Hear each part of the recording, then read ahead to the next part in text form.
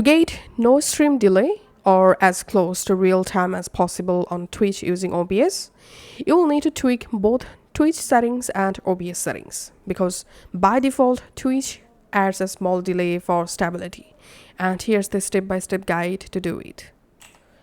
So we have to enable low latency mode in our Twitch account.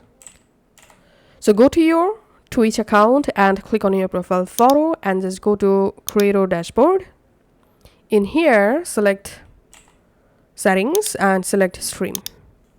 And here under stream key and preferences, you get this option, latency mode. So here we have to select low latency, best for near real-time interactions with viewers.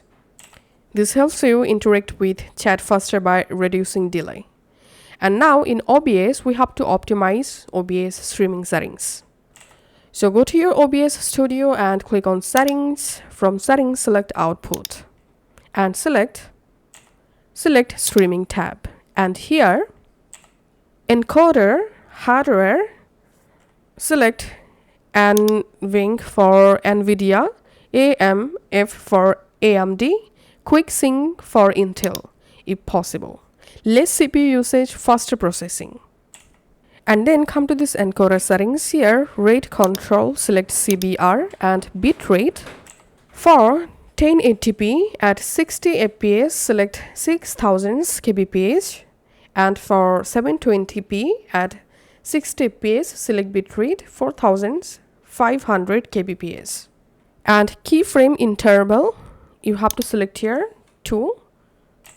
Preset, select quality, profile, select high, and max B-frames, select here 2. And then select the advanced option. And here, click on this process priority, select here normal, and then just click on apply and click on OK. And after doing these settings, you just go ahead and start streaming. And that's how you will be able to stream without no delay on Twitch from your OBS studio.